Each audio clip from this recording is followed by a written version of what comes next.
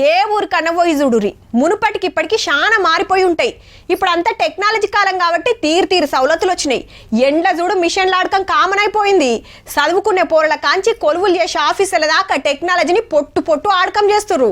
హగో మీరేనా మేము సుత అప్డేట్ అయినమన్నట్టే ఉన్నారు. ఈ నడుమ వ్యవసాయం చేసే రైతులు సుత వ్యవసాయంలో చాలా మిషన్లు ఆడకం చేయంగా చూసినాం. అందులో ఇదొకటి. పొలం కాడికి పోయి పని చేయకుంటేమో బండి పట్టుకొని ఆడుకుంటాడు అనేరు. కాకి ఇత్తనాలు వేస్తున్నాడు. అగో అట్లెట్లా అంటారా? ఇత్తులు నాటే మిషనే మరి. మొదలు ఇత్తనాలకి డబ్బల పోసి నూక్కుంటా పోతుంటే ఒక్కొక్క ఇత్తు పడుతుంటది భూమిలా.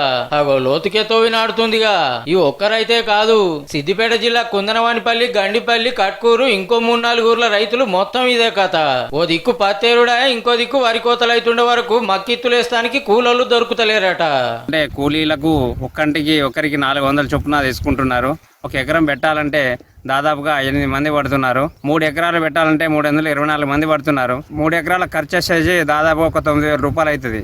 కాబట్టి మేమే డైరెక్ట్ ఆర్టిఫిషియల్ సీడర్ని తీసుకొచ్చి విత్తనం నాటుకుంటున్నాం. 400-500 అడుగుతుర్రట.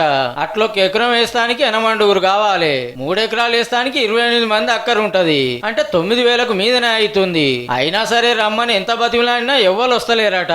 ఎట్లా చేస్తే మంచిగా ఉంటుందానికి రైతన్న పారి యూట్యూబ్ లో ఈ హ్యాండ్ పుష్ సీడర్ ను చూసిండట.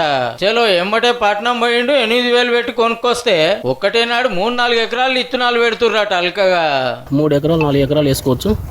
ఇంటి వాళ్ళు 4 ఎకరాలు వేసినా మంచిగా మొలిసింది.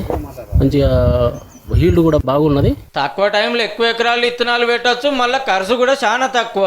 హీగేముంది, మాకనే పడుతుర్రట చుట్టుపక్కల రైతులంతా. ఇప్పుడు ఈ సంవత్సరం మా ఊళ్ళో చాలా మంది ఒక 10-15 రైతులు మిషన్ ద్వారా వేయడం జరిగింది. అది మాత్రం మాకు మంచి రిజల్ట్ మాత్రం రావడం జరిగింది. రైతులకు రోజుకు 1000 రూపాయల చొప్పున కిరాయికి ఇస్తుండట. అంటే ఇటు కూలోళ్ళ ఖర్చు తప్పింది, మీదికెళ్ళి ఆమ్దాన్ వస్తుంది. ఒక్క మొక్కజొన్నలే కాదు, పొద్దుతిరుగుడు, కంది, బొబ్బరిత్తులు సుత పెట్టొచ్చట. హద్దిరిపోయింది కదా.